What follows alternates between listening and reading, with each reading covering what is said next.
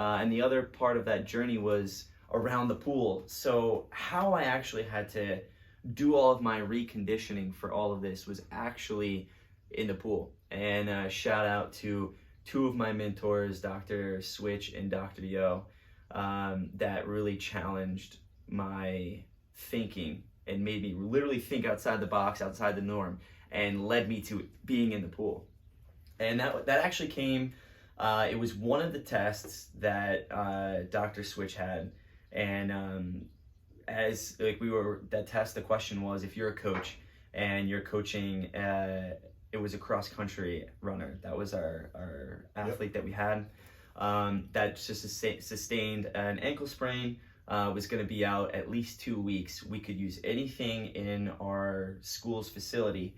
How would we mitigate the potential damage done, and reduce the amount of potential loss in both performance and mass? So one of the first things I had thought was, well, we had a pool in there, and if we just get him in the pool swimming, adhering to whatever the training factors we wanted to elicit, no ground impact forces on the ankle, no issue there.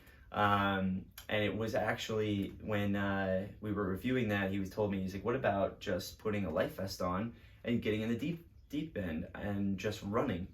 And I was like, I'm going home right now and I'm buying a life vest, and as soon as it gets here, my butt is in that pool and I am doing that myself. Yeah. So, because like for me, they said, the doctors told me, like, I just had a rest. There was nothing, I just needed a rest. It's always what doctors say. Anyone who knows me knows that was not me. That was definitely not something I could do. So I wanted to take an active role in my recovery experience, and learning more about the aquatic environment and training, which we'll get into much more detail later. I was like, this seems to be the perfect environment for me personally to start moving. And other than just using, at the time, it was just intermittent walks or walking on the treadmill with a slight incline. That was the prescription of what I was able to do, and then maybe some other like cat-cows and stuff like that, which I did, but I was itching to like do something, and that actually led me to not only myself coming back stronger, healthier, more mobile and explosive than I could have ever possibly come back from just training on land, but then I noticed the nagging injuries I had used to experience prior to that was some stuff with my quads and hamstrings. Never had any issues with those again. And that led me to wanting to do a study on our team my senior year as a captain. And I brought it up to my coach. He said, all right, Stu, you want to use our team to do this study? Let's do it.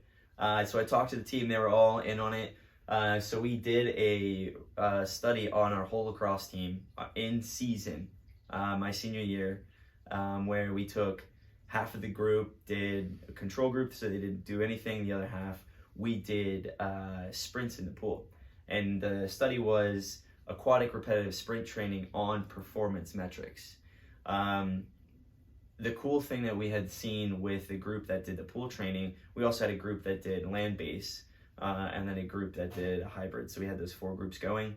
The group that did the pool alone and the hybrid, both of those performance metrics, both of them increased. Same with obviously the land-based stuff, as you'd expect. But the coolest thing that we found was not really just in the performance aspect, it was in the recovery and the reduction in injuries over that season. And this was kind of a happy accident that we discovered just through observing all the data. It was how many far less injuries our team had, especially in the groups that had some aquatic base or only aquatic base training as part of this study. Significant reduction. Actually, we only had 2 injuries. Both were contact related. One was a broken stick slitting open someone's calf muscle. Not really much we're doing about that. Yeah. And then was it's pool's fault.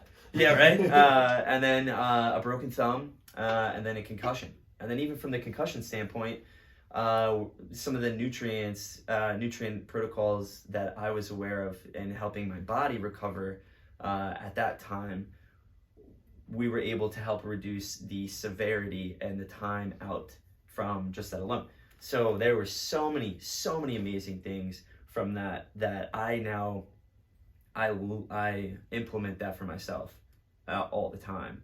But then with all of my athletes, especially athletes that have access to the pool, or have had or are going through some type of healing opportunity, as you will, or just had some type of injury or surgery, the pool is such an amazing environment for fostering not only recovery, but actual performance on so many different levels. Yeah, it's that so interesting. And then that, like, I relate mostly to that in terms of like testing something out and then happy accident being the finding. Right? That's how so much of how I approach fitness is just like, this is really cool. This makes me feel good. I'm gonna do it for a year and then be like, and document the whole thing and just be like, what comes from it?